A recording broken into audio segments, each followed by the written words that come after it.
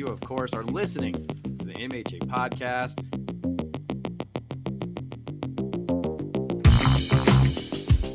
Why in the world would you play Isaiah McKenzie over your third-round pick, T. Higgins? Why? I like any quarterback that can make Will Fuller look good. I love it. I think he's a top 20 receiver. I mean, he is the Jamar Chase whisperer. Oh, hell yes. Oh, my God. You know, everybody loves Lamar Jackson. Hated it. I trust Derek Carr. Come on. For real? I know why you did. It's because you're crazy. It's still the week and the games aren't even over yet. It's great. It's fantastic. Fantastic. It's fantastic. Patrick Mahomes. Looks so good. Kyle Pitts was bad. Stank. It's not my shebang. Justin Jefferson. So good. We could call him Russell Wilson if you want. Ooh. Well done, sir. That is good stuff. All of those guys have more fantasy points than Tom Brady. I'm laughing, but I'm crying at the same time. It's terrible.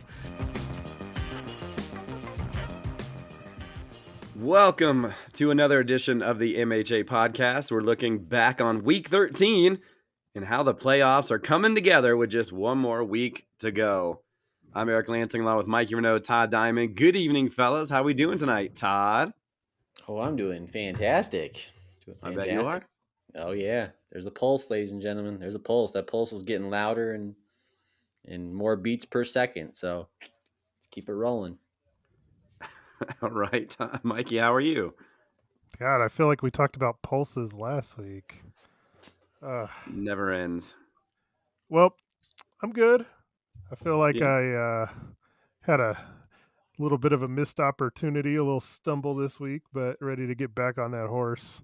There you go. I love it. Positive attitude going forward. Beautiful. So what's coming up on the show? A few notes on some injuries. We'll look back at the Week 13 matchups. We'll talk about those studs who stepped up. And we'll also look at those duds that just incredibly failed their team. And then later on, Mikey's going to give us some playoff scenarios for Week 14. So that should be fun. But before we get to all of that, let's get into the news. I don't understand what the news is. It's just like, hey, here's a bunch of you can't fix that happened that was horrible. Oh, man, another starting quarterback goes down this week. And while the Jaguars have not put a timetable on Trevor Lawrence's right ankle, a high ankle sprain is nothing to mess with. Just ask Saquon Barkley, who missed 3 weeks. So that's got to be tough for Lion Rip, who is, was rolling pretty good with him and had 50 points and then went down. And then Will Levis is currently the backup on Aaron's squad. So tough to see. Another Lion Rip player going down with an injury. Patriots running back Ramondre Stevenson. He left the game early due also to an ankle injury. I haven't seen anything. I just saw he didn't practice today, but I guess he's not out for a couple weeks, so I guess that's somewhat positive.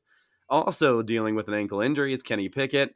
He did not practice Tuesday, so for those with Steelers on their teams, this matters for them more than anybody else because the backup did not look that good.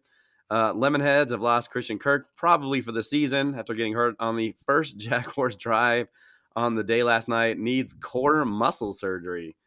I don't know what core muscle. Mikey, I mean, can you rip something in your core? What happens? Sure. Anybody know? No, muscle surgery. It sounds uncomfortable. Yeah. Yeah, I would hate to have to take a crap after something like that. I bet you not going to be good for Christian Kirk going forward. And finally, Butterfingers wide receiver Tank Dell will miss the rest of the season with a fractured fibula, officially placed on the IR. Anything else that I missed, gentlemen? Any other injuries? You guys dealing with any injuries other than the ones I've mentioned? Just got to monitor Najee Harris. Says it's dealing with it kind of with a knee injury, so we'll see if he plays Thursday night. But got to see if he didn't practice today. But we'll see what he does tomorrow because it's a telltale sign. So we'll see what happens. And no word on Aaron Jones, I assume. I have not heard anything on Aaron Jones at the moment. Probably for the best. You've done fine without him. All right. Well, let's get into the Week 13 recap. 6 teams were on by, so a lot of heavy hitters on people's benches that may have affected some outcomes. Let's start with the hottest team in the league. We just talked about it. The Butterfingers, who made it 6 wins in a row after defeating Eden W's 130-101. Despite losing Tank Dell, who didn't record a single point, the trio of Brock Purdy, CMC, and Mike Evans combined for 96 points. just 5 points short of Eaton W's total for the week. 55 from Purdy, 21 from Evans, CMC 20. Matt Stafford was able to rack up 51, but bad days from Garrett Wilson, Drake London, and Jaden Reed dropped Kevin's teams to 4-8-1, while Todd's squad now improves to 7-5-1. Todd, what would you like to say about your victory that we haven't heard in the last 6 weeks? I mean, I keep shocking the world, fellas. Keep shocking the world. And Christian McCaffrey's just so good. He's so good.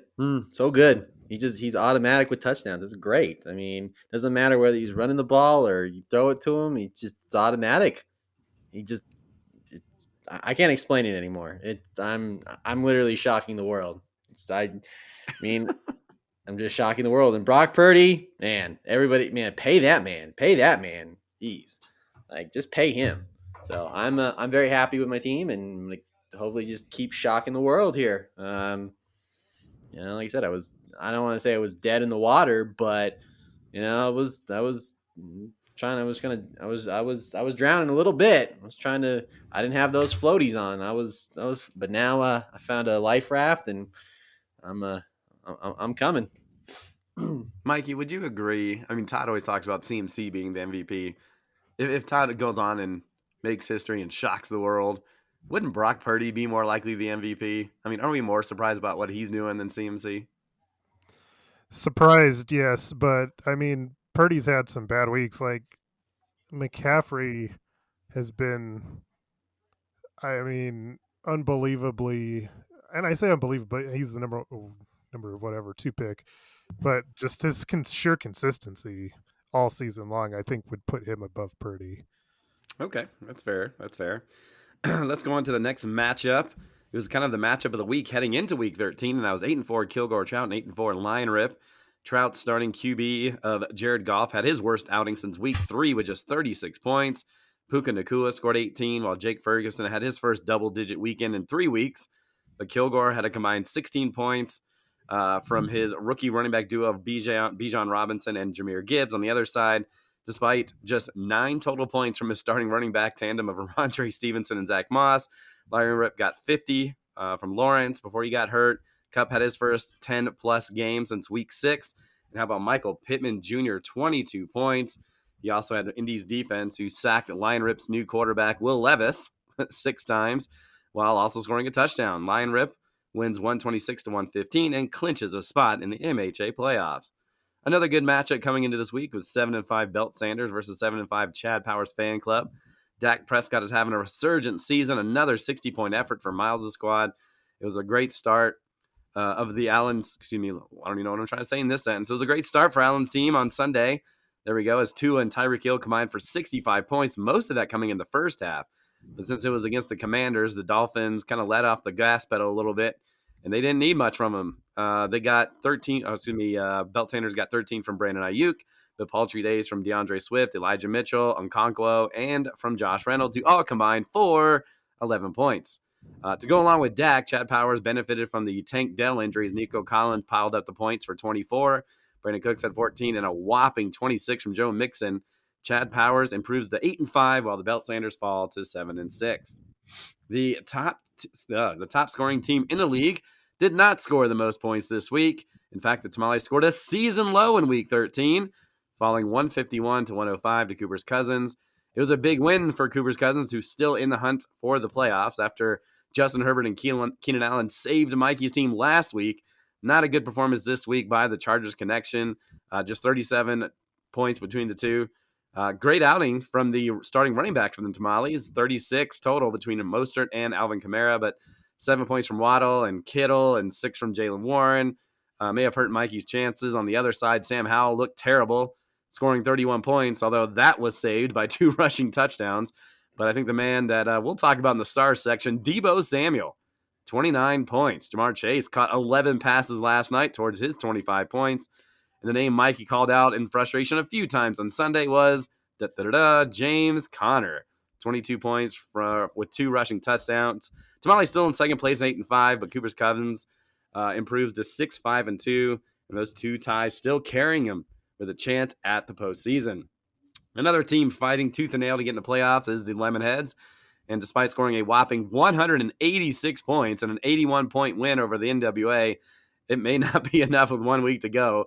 As Mikey will talk about, the situation where I could sneak into the playoffs later. 8 of the Lemonheads' 9 players in double figures, including an outstanding 61 from Bengals backup quarterback Jake Browning, 26 from CeeDee Lamb, and 19 from Devontae Smith. Jalen Hurts reached the 50-point mark once again this season for the NWA, but just one other player had double figures, and that was Isaiah Pacheco, raced out to 20. 0 points from Terry McLaurin and 3 from Austin Eckler put G's team behind the 8 ball all weekend. Tough outing there for the NWA. And finally, we saw Notorious CUP kind of fall out of the playoff race after losing to the Gonzo Cats, who've been playing spoiler the past 2 weeks. Mediocre day from CJ Stroud, but 30 points from DK Metcalf on Thursday night really set the tone. Back-to-back weeks of all-world performances by Derrick Henry. And how about Evan Ingram? I don't think we mentioned him all season long. He had his best day of 2023 with 19 points. Gonzo Cats takes the 149-121 victory. Mikey, I raced over your matchup. Why don't you talk a little bit about James Conner if you want to? I don't want to talk about You don't James want to talk Conner. about it? Okay. Ultimately, it wasn't, James Conner that beat me. I mean, he had a great day, but I mean, with the performances that, he got from Debo Samuel and then, Jamar Chase on Monday night, it wasn't my week. Sure wasn't. Didn't see anything on the Doe of the Ward. Or, no, excuse me, try that again. No one's going to win Doe of the War. I can't even talk. No one's going to win the Doe of the Week award. A lot of blowouts this weekend, Miguel. I didn't see much of anything. Yeah, I mean, there was a ton of blowouts.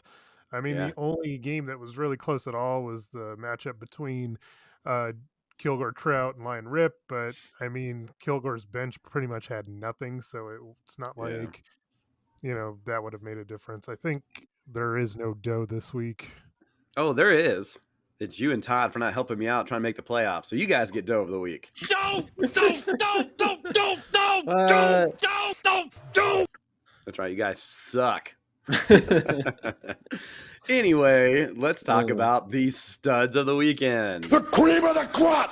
Nobody does it better. Since Todd's riding high, we'll let him decide who is one of the stars of the week from week 13. Todd. Jake Browning. Who'd have thunk it?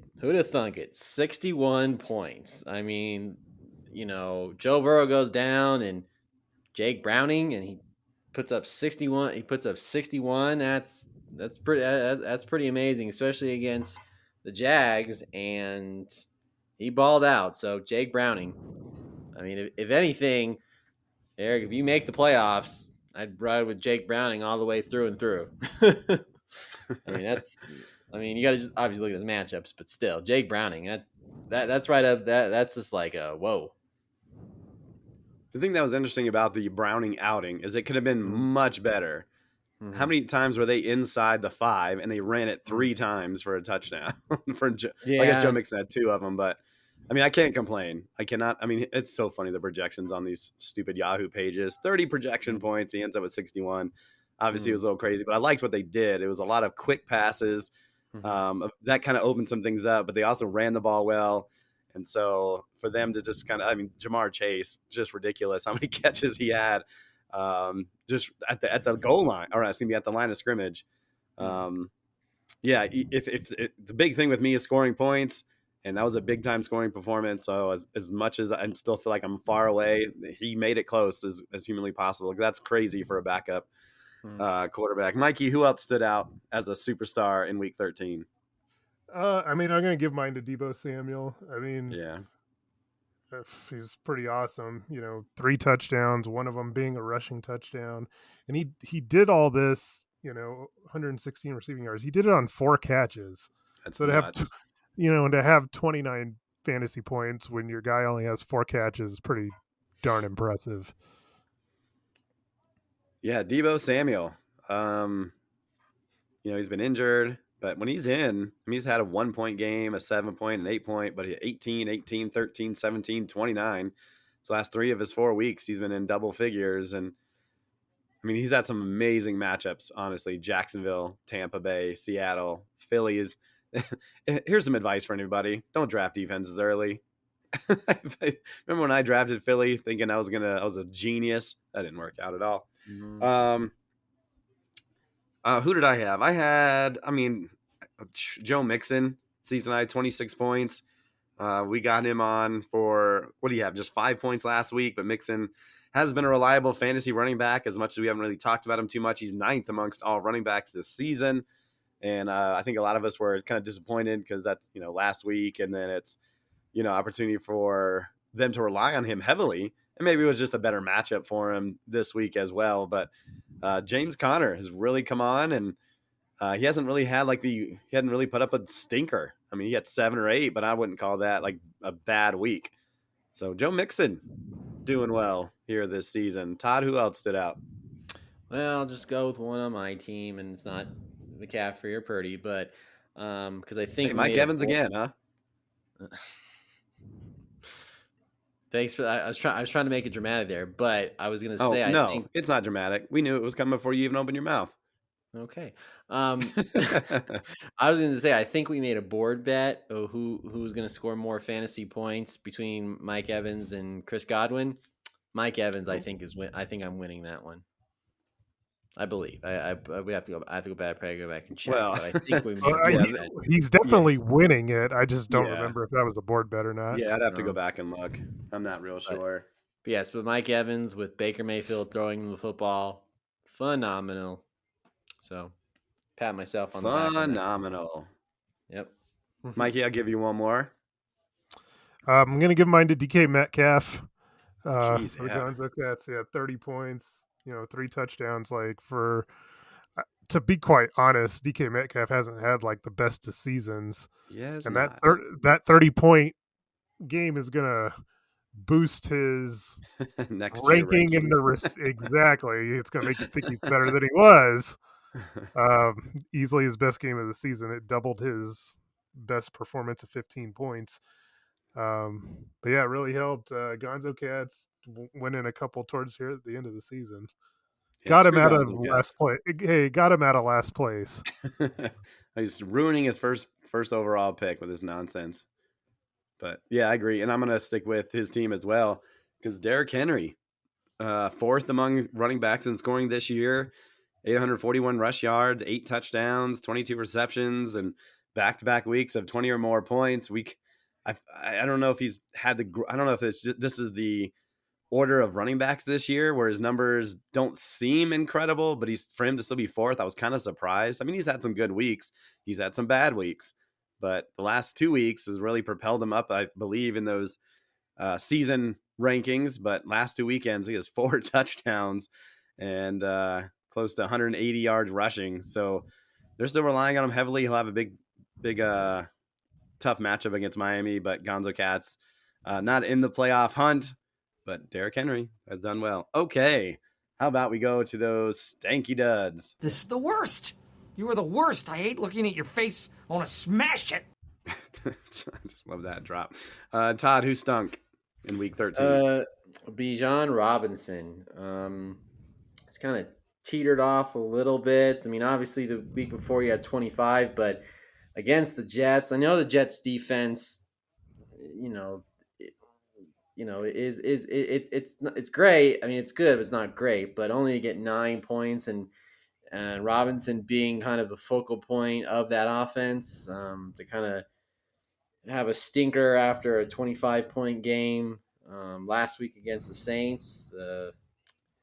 Not good. I mean, obviously Robinson for sure going into next year will be. I think will be a top 5. Will be a top 5 pick for sure. But he did not. He had a stinker against the Jets. All right, 9 points, a stinker for Todd. Mikey. Well, in a game that Allen could have really used, you expect bad performances from guys like Elijah Mitchell and Josh Reynolds, but you don't necessarily, expect that from DeAndre Swift. 13 rush yards. He only had 2 catches, 3 total points. He got blown out by Chad Powers fan club. DeAndre Swift just was not good this week. A lot of the Eagles weren't good this week. Outside of Hurts, Devontae Smith was okay. But yeah, I think Swift kind of got caught up in the. I mean, he's a guy that can catch the ball, and they were pretty much in a blowout the whole, most of the second quarter and the second half, but to only have 2 receptions. And, I think he got hurt late in the game, so I don't think we can use that as an excuse. That was a bad week for DeAndre Swift. I would agree with you on that. He was one of the guys on my list. I have a couple of them, and I was going to save this one for later, but since Todd mentioned Atlanta Falcons, I'm going to talk about Eaton W's Drake London. Now, I know he's not supposed to be great, but I think it's just interesting that was the guy that these two traded for, right? And I know Tank Dell ended up getting out of his game because of injury, but the trade, definitely favored Todd at the end of the day, where Najee Harris has been respectable. He's been putting up decent numbers. And then Tank Dell was incredible until he got hurt. And then Drake London with this one catch. He hasn't had double figures since week 6. And when did that trade take place? Week 6. And he has these amazing matchups. And yeah, I just thought that was interesting to kind of look back on it. These two teams facing each other that made the trade. And while it wasn't the end all or be all, he could have used some more help from Drake London. I mean, is he the dud of the week? No, but I just wanted to mention it. Todd, do you have another one? I was going to go with where was it? And I know this. I'm gonna go with Kyle Pitts. I know that's I know we talked about it before. Shocker, but another Falcon. I mean, I would just at this point now, the way the Falcons' offense is, I'm not playing Kyle Pitts. Yeah, he was the leading receiver. Whoop de doo. I mean, only 6 points. Yeah, it's not good. I think the only Falcon offensive player you're drafting next year is Bijan Robinson. But Kyle Pitts, nope. I think that ship is finally is sunk and it's floating to the bottom of the ocean. Well, definitely states the landscape of tight ends for sure. There's not a lot of them out there, and just 2 double-digit point totals all year, or weeks, I should say, all year for Kyle Pitts. Not good, but the offense as a whole, not good. Mikey, who else was just disappointing in a couple days ago this weekend? Well, I feel like I have to go with my team, and I mean, I had a couple different candidates, but I'm going to go with the main culprit, which is Justin Herbert. I mean, he's the quarterback. He's the one who I expect to kind of pull me through some rough spots. And, they didn't even, that game was so annoying. It's just like they didn't feel like they had to do anything. So New England's so bad. They're just like, well, we don't need to do anything. So he doesn't have to score any points. It's just, no touchdowns, only 30 points. It just wasn't a good game overall. Kind of gross. It was 6-0 was that score, right? Yeah. 6-0. How ridiculous is a game is that? This is professional NFL football players. This is what's happening. Belichick on the hot seat? Maybe. You can incorporate Keenan Allen in that, but that's more of Herbert and the team in this game script for sure. I also had Herbert and Allen on there. The only other one I'll say, and we talk about it all the time, is poor Austin Eckler. Speaking of Chargers, right? Just 3 points this past week, then 6 points and 7 points. First round pick. I feel like we've talked about it enough about poor Austin Eckler. Okay, Mikey, I'm going to read off the schedule for this week. I don't know if we want to do this by individual matchups or if I should just go through the whole schedule and then you can go into the scenarios for this week. Which sounds better to you? I mean, whatever way you want to do it. I'll just follow your lead. All right. Well, I'll lead the dancing then. We'll just do this by matchup. So we'll start things off with 9-4 Lion Rip, the top team in the league right now. They've clinched the spot for sure. They're taking on 7-6 Belt Sanders. So if you want to talk about Lion Rip and what's going to take for him to maybe earn the top seed and what his scenario looks like. So this is pretty easy for Aaron. He can get the top seed with a win. That's all he's got to do. Already clinched a playoff spot. He gets a bye so long as he can get Miles to lose. That's the big key for him. Me and Joe, we play each other, so the result of that game is essentially irrelevant to Aaron. So yeah, he just needs Chad Powers fan club to lose to basically to clinch that bye. Okay. Because because if he doesn't and Chad Powers wins, then Aaron could end up in the 3. So still a chance for Aaron to fall into the 3 and have to play in week 15. What about those belt sanders at 7 and 6? They haven't clinched a spot yet. What do they have to do to do so? Well, ultimately, the easiest thing for him is going to be to get a win.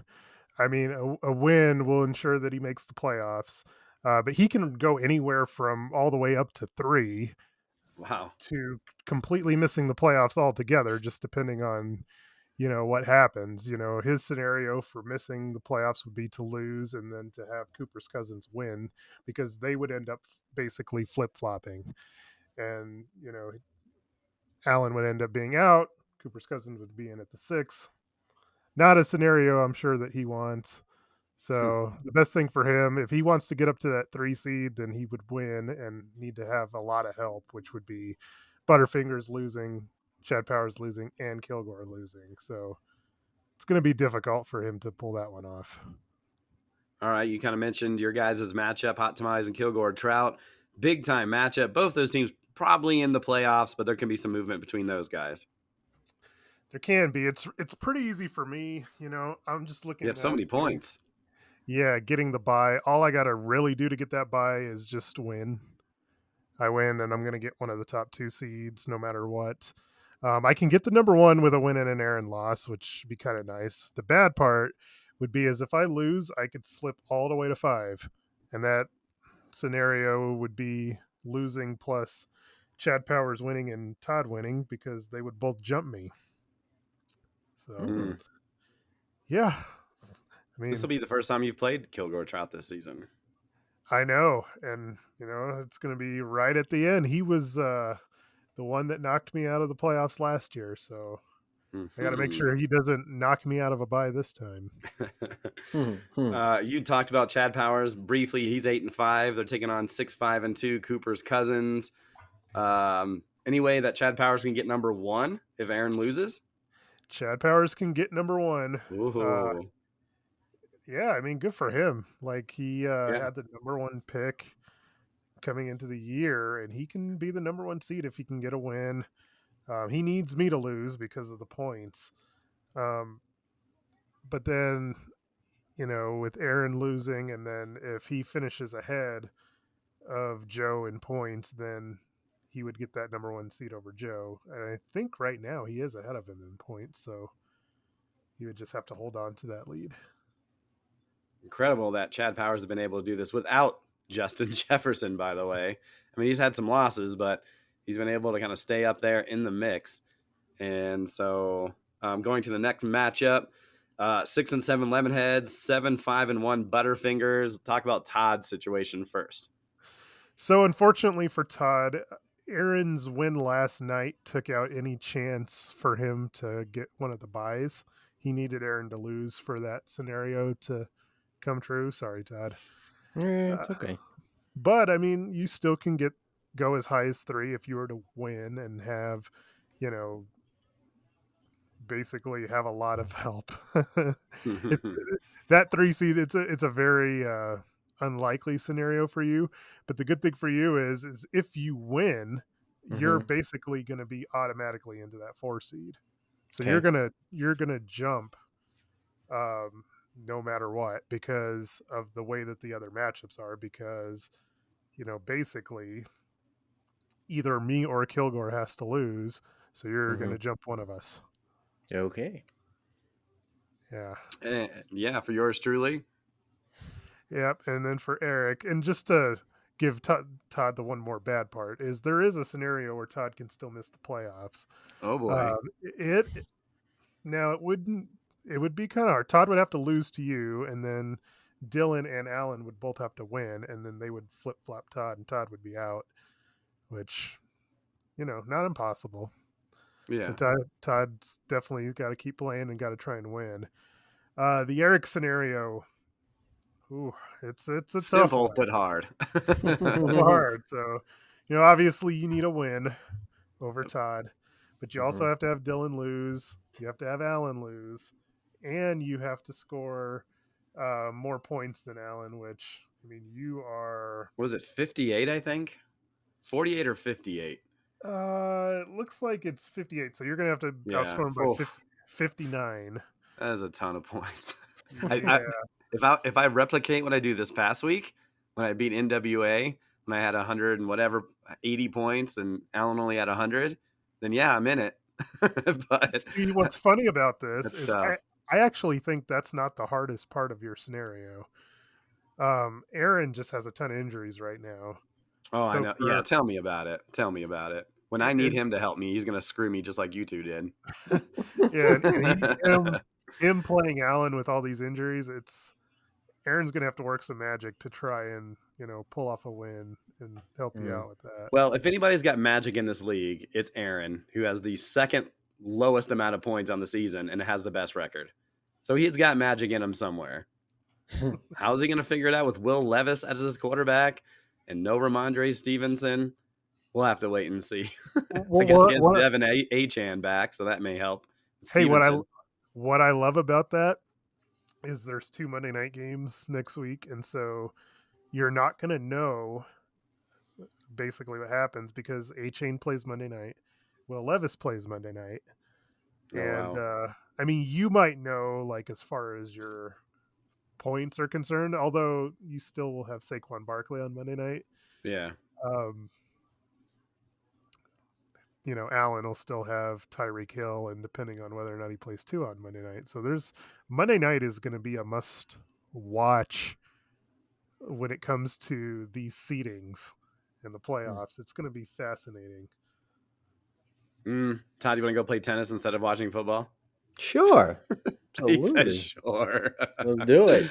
That is so funny to me. All right, and the last 2 matchups, 5-8 Notorious CUP versus 4-8-1 Eaton W's, 4-9 Gonzo Cats versus 4-9 NWA. How unfortunate that none of these teams are going to have any effect into the top of what's happening. And maybe that's the way it should be too, because it's like playoffs already have started.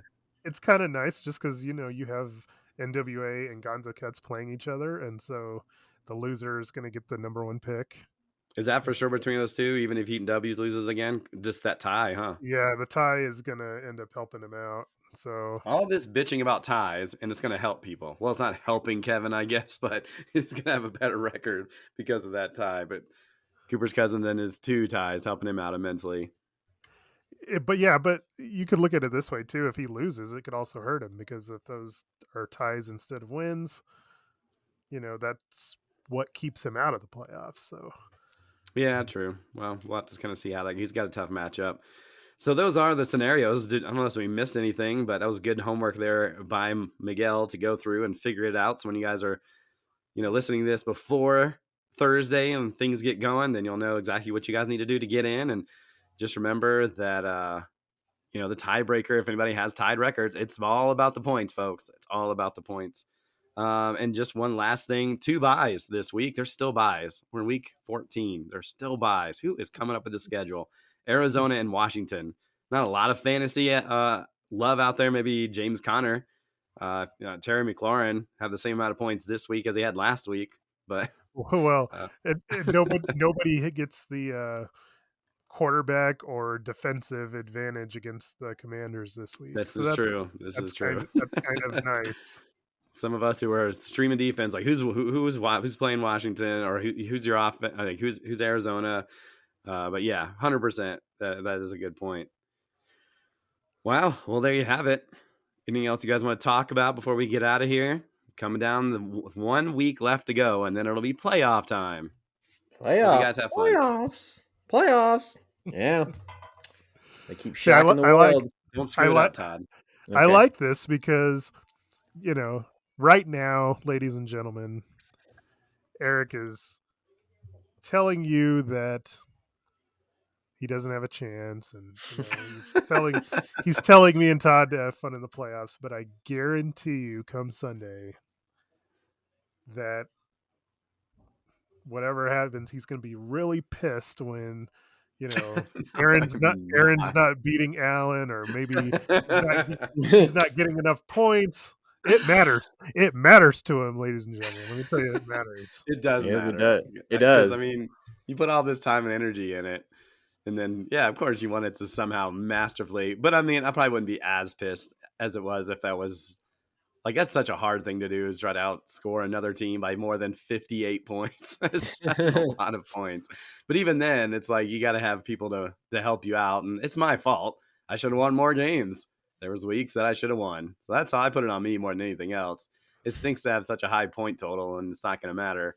But I mean, that's okay.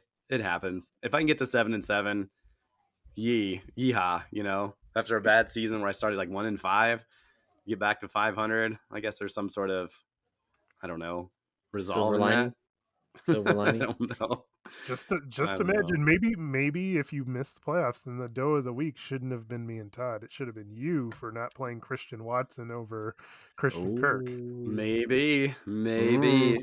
This is a good point. Good old Christian Kirk got hurt on the first try. I don't think I think whoever I would have played would have gotten hurt. That's just the luck I've had this year, where it's like Mikey's the highest scoring team in the league and had his worst week of the week this past week because I needed him to win. That's Eric bad luck right there. That is Eric bad luck. But that's okay. Well, it's more about me not winning enough games. Well, it's like Mikey has the highest, scoring total. You've had injuries, and Brock Purdy looks like the best quarterback in fantasy. Oh, here we go. Oh, come on Brock now. Purdy show. I know. You knew that one was coming. Hey. I thought I was, after that week 1, I'm like, oh, Aaron Rodgers is done. Like, oh no. Look at now. Brock Purdy, everybody. Indeed. We all wish we had Brock Purdy. Yep. With all the injuries that are going on in this quarterback this season.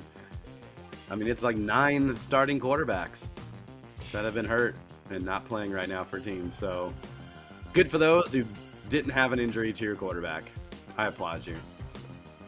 And those who have more than one on their team, y'all can go to hell. But that's our show. Yep. I want to thank Mikey and Todd for coming out here on a Tuesday night.